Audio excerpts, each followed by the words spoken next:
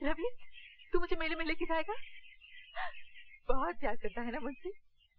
मेरी तरफ से मैं पहनी हूँ घाघर चोली, गाँव की गोरी।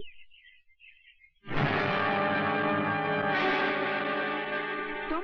हाँ मैं। अरे मैं तुझे मेले में ले जाऊंगा, और उससे पहले मैं तेरी जवानी का मेला देखूंगा। मेरे पास नहीं आना, वरना तेरी छुट्टी कर दूंगी। अच्छा? मैं सिर्फ रवि की हूँ। रवि! रवि!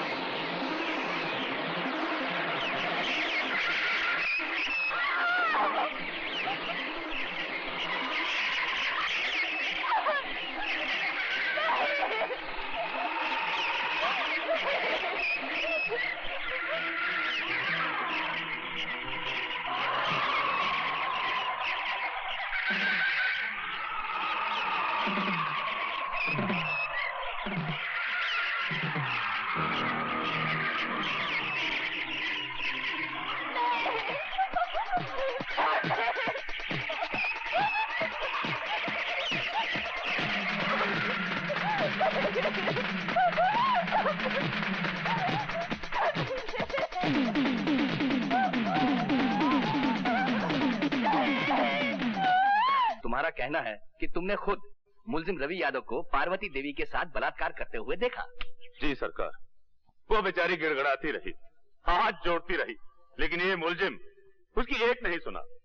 अरे सरकार, हमसे तो ये जुल्म देखा नहीं गया, हमने अपनी आंख बंद कर ली, और जब आंख खोल के देखा तो ये अपना काम खत्म करके जा चुका था। नहीं जैसा, ये सरासर झूठ बोल रहा है।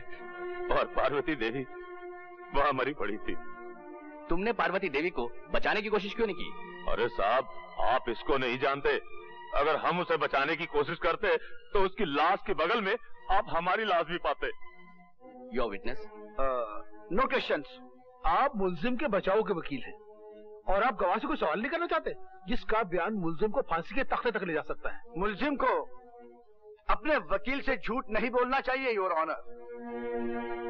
इस मुलजिम ने मुझसे कहा था कि इसने बलात्कार नहीं किया, मगर अब ये मोजिज़ गवाह ये बयान दे रहा है कि इसने खुद अपने आंखों से बलात्कार होते हुए देखा।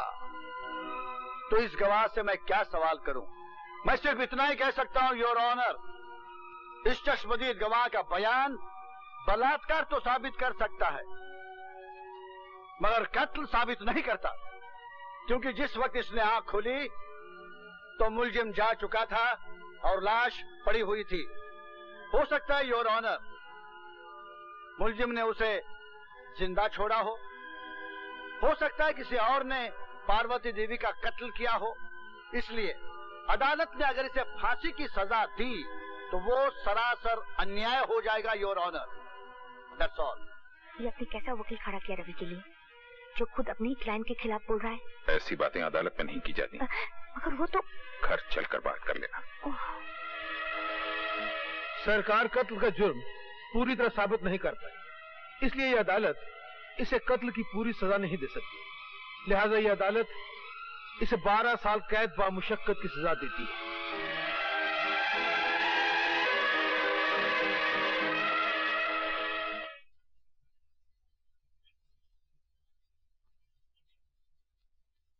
मालकिन,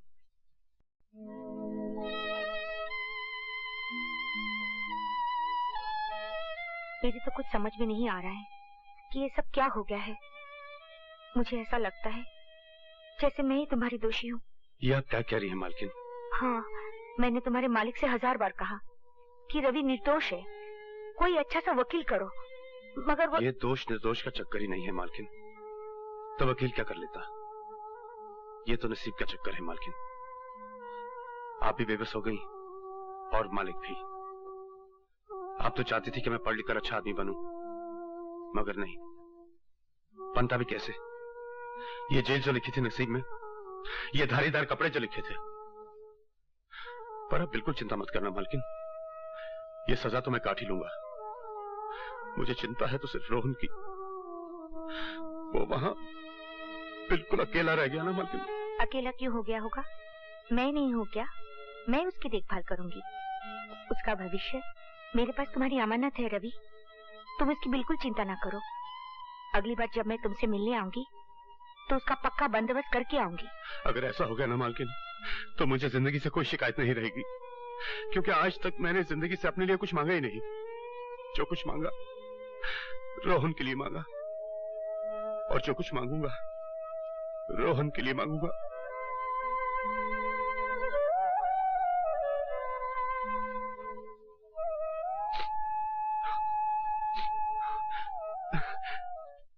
नमस्ते। नमस्ते। आओ बेटा रोहन, क्या देख रहे थे?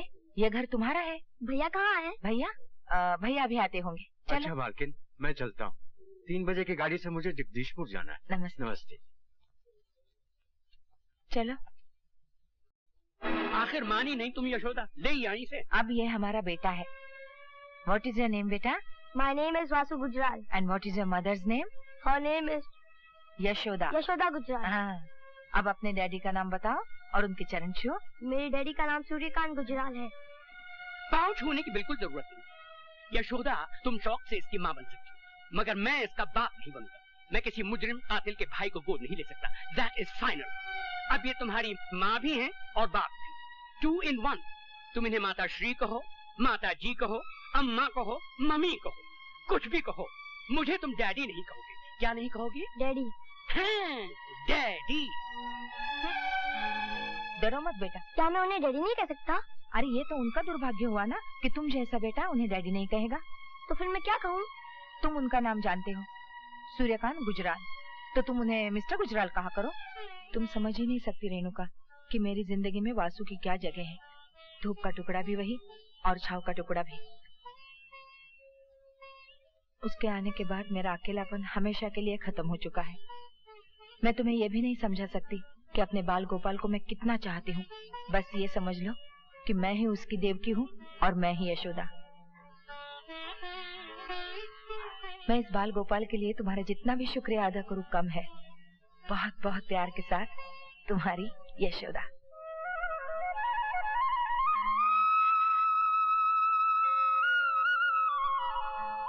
रवि, ये जानकर तुम कितने खुश होगे कि रोहन अपनी जिंदगी की कामयाबी की तरफ तेजी से बढ़ रहा है। जो जिम्मेदारी तुमने मुझे सौंपी थी उसे पूरा होते देखकर मुझे ऐसा लग रहा है कि मेरा वचन पूरा हो गया हो। एक कॉफी और हो जाए, क्योंकि वो बात जिसका सारे फसाने में जिक्र नहीं अभी तक खत्म नहीं हुई। कॉफी दो।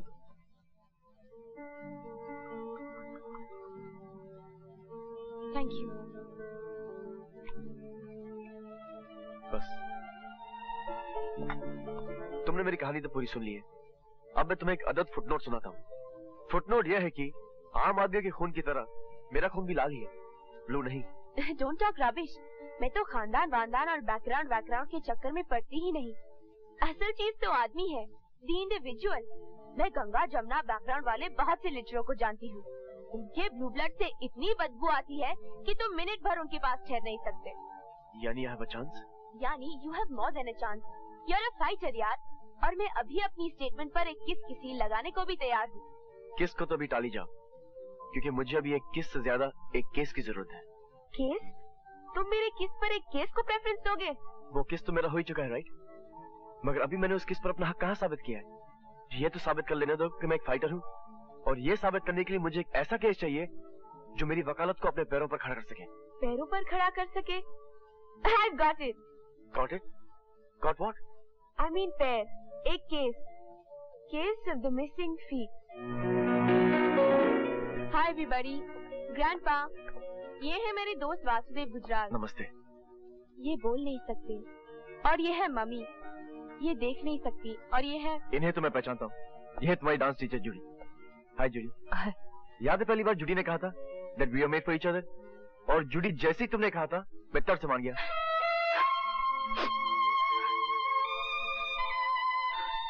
So Judy, how's life? How is your dancing life? Life? Dancing life? Sorry Judy, मगर मैंने तो ऐसी कोई बात नहीं कही। जूडी की जिंदगी से डांस निकल चुका है वासु। मगर ये हुआ कैसे? एक ड्रंक ट्रक ड्राइवर इसे कुचलता हुआ निकल गया। ये 4 घंटे तक वहां पड़ी रही। फिर कहीं पुलिस आई और इसे अस्पताल ले गई। जब इसे होश आया तो इसकी टांगे काटी जा चुकी थी। इन्होंने तो पुलिस को ट्रक का नंबर भी बताया, मगर पुलिस दूसरे जरूरी काम में उलझी हुई थी। मैंने भी जिद पकड़ ली कि ये केस यही नहीं खत्म होगा, और अल्टीमेटली पुलिस को ये केस कोर्ट तक ले जाना पड़ा। मगर सामने वाले बहुत पैसे वाले थे। जज पर दबाव पड़ा और जज ने जूडी की कटी हुई टांगों का कॉम्पेंसेशन 20,000 ठहराया। अगर ये कॉम्पेंसेशन ठीक है तो कोई बात नहीं, ठीक नहीं है तो फिर लड़ो ये केस। लड़ोगे? हाँ लड़ूंगा और जीतूंगा भी। जूडी, इस एक्सीडेंट का कोई गवाह है? हाँ वासु, हाँ 2 गवाह है, एक वैश्या और एक उसका ग्राहक। वो बेचारी गाड़ी से उतरकर आई भी और उसका ग्राहक पुलिस लेने गया, मगर वो आया ही नहीं। उसके बाद वो बेचारी वैश्या ने पुलिस को खुद इन्फॉर्म किया। तो क्या वो गवाही देने आई थी? क्या बात करते हो वासु? जो लोग जज पर दबाव डाल सकते हैं वो भला एक सड़क छाप वैश्या को गवाही देने देंगे? नहीं नहीं, फिर जूडी के वकील को गवाही लेना नहीं आएगा। जूडी, एफआईआर किस पुलिस स्टेशन में लिखवाई गई थी? Nagpada police station. नागपाड़ा। उस वैश्य का पता तो मैं आपको बतला दूंगा मिस्टर गुजराल, मगर मेरी मानिए तो आप इस केस में हाथ मत डालिए। क्यों? क्योंकि रत्नाबाई को आप नहीं जानते। उसकी ताकत और उसकी पहुंच को मैं अच्छी तरह जानता हूँ। रत्नाबाई जो कुछ भी हो, कानून से बड़ी तो नहीं होगी इंस्पेक्टर सामंत। पता नहीं। खैर, उनका कद नाप कर आपको बता दूंगा। फिलहाल आप मुझे उनका पता बताइए। देखो साहब, वो हरामी असली पुलिस वाला अफसर है, बीवी बच्चे वाला भी है। वो साला ट्रक ड्राइवर को पहचान लिया था। अच्छा? अपना इज्जत बचाने को भाग गया था सेठ। घरवाली को कैसे बोलता? मेरे साथ उस टाइम क्या कर रहा था? ये इज्जत भी बड़ी लफड़े वाली चीज है सेठ। उसका नाम क्या है और रहता कहाँ है? यरवड़ा जेल में ड्यूटी कर रहा है। नाम धनीराम है। 5 लाख खर्चता इसने।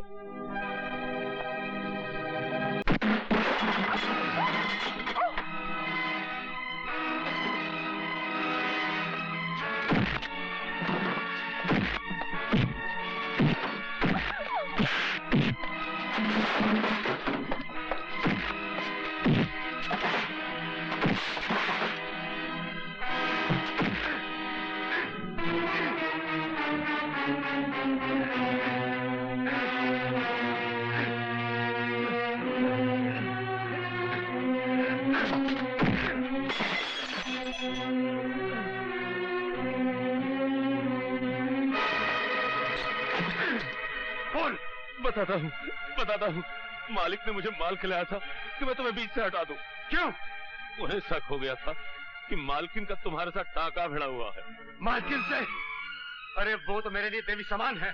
अरे जब आदमी बड़ा हो जाता है ना भैया, तो रास्ते छोटे पड़ जाते हैं। मालिक को शक था, बस बात खत्म। बोल, पूरी बात बोल। बताता, पूरी बात बताता। तू मुझे ब्लैकमेल करेगा नमक हराम? हम तो अंग्रेजी जानते भी नहीं मालिक। आज तू तीसरी बार पैसे मांग रहा है और घुमा फिरा कर उसी हरामजादे की बात निकाल लेता है। अरे रुपया तो हाथ का मैल है मालिक, और आपके पास इस मैल की कोई कमी भी नहीं है। भगवान मालकिन को जिंदा रखे, बस चेक की तरह काटते जाइए आप उन्हें।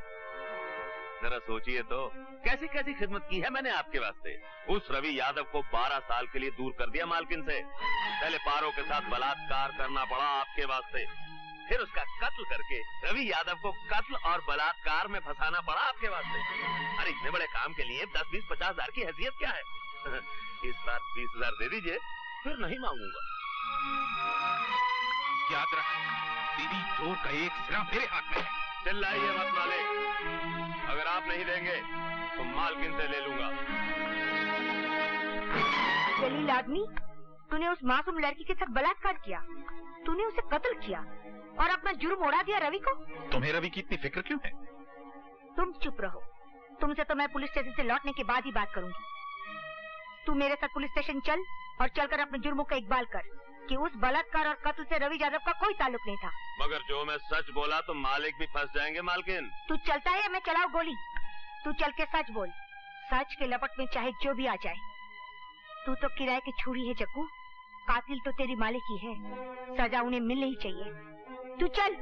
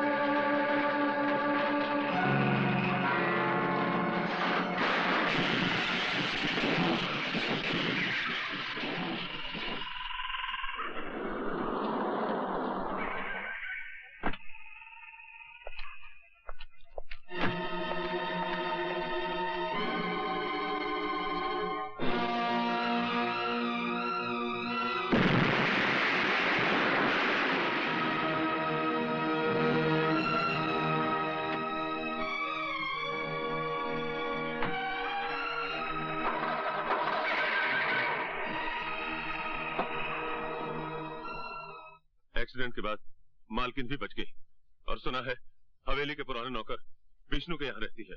और मनोहर सिंह? वो अपनी बेटी को लेकर बंबई चला गया पुलिस के डर से।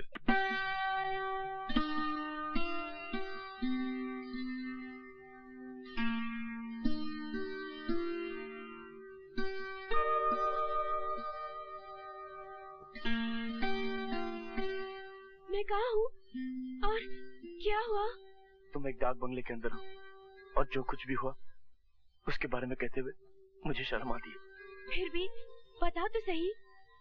तुम्हें बियर नहीं पीनी चाहिए थी, तुम बहुत नशे में थी। मैं तुम्हें पानी में से उठा के लेके आया हूँ। तुम कहने लगी कि हमारे बीच कोई दीवार नहीं होनी चाहिए। मैंने कहा बिल्कुल ठीक है। फिर तुम अपने कपड़े उतारने लगी। मैंने कहा ये दीवार नहीं, ये तुम्हारी ड्रेस है। शट अप, मैं कुछ नहीं सुनना चाहती। फिर क्या हुआ? फिर तुम मेरे कपड़े उतारने लगी। Shut up. सच सच बताओ ना, फिर क्या हुआ? फिर वो हुआ जो शादी के बाद होना चाहिए था। इसलिए बेहतर यही होगा कि हम किसी मंदिर में जाएं और फौरन शादी कर लें। नहीं वासु, मैं अपनी नजरों से गिर चुकी हूँ। मैं मर जाऊंगी। मैं इस बेशर्मी को नहीं बर्दाश्त कर सकूंगी। मैं खुदकुशी कर लूंगी। पायल, पायल, पायल, मैं तो मजाक कर रहा था। कोई आदमी भला अपने ही घर में चोरी करता है क्या? इतना घटिया मजाक मैं तुम्हारी शक्ल भी देखना नहीं चाहती। हाँ? अरे बाप रे, क्या कर रही हो? रुक जाओ, एक कदम से आगे बढ़ाया तो कूद पड़ोगी। ऐसा मत करो। नहीं, मैं तेरी माय डियर सिस्टर नहीं हूँ। अगर तू मेरा भाई होता तो मेरी फूल से बेटी नीलम को गैंग रेप होने देता। मेरी बेटी का रेप और मर्डर करने के बाद अब तू मेरे पास आया है। आगे तो देख, मैं तुझे छोड़ूंगी नहीं। रत्ता नहीं, ये हमारे नीलम का कातिल नहीं है। ये तो उसका बदला लेगा। क्या तुम उसे मार डालोगे जिसने मेरे बेटे का रेप किया था? अरे मैं तो अपनी बेटे की लाश को पहचान न पाई। सूरत बिगाड़ दी थी कमीनों ने। मेरी बेटी रोज मेरे सपने में आती है और कहती है मम्मी डार्लिंग, वो बॉस्टन अभी तक जिंदा है। वो तुमको भी नहीं छोड़ेगा। तुम मेरे पास आ जाओ मम्मी। यहाँ पीस है, शांति है। हाँ, मैं आ रही हूँ बेटी, मैं तुम्हारे पास आ रही हूँ। नहीं जाता नहीं। देख लिया, जिस आदमी को मारने के लिए मैं तुम्हें 1 लाख रुपए दे रहा था ना, उसी कमीने ने इसकी बेटी का रेप कर दिया और फिर मार डाला।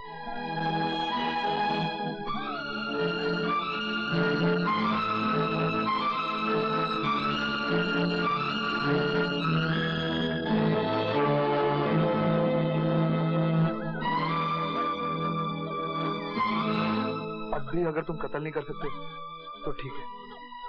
कौन है वो जानवर? उसका नाम है वासुदेव गुजराल। वासुदेव गुजराल।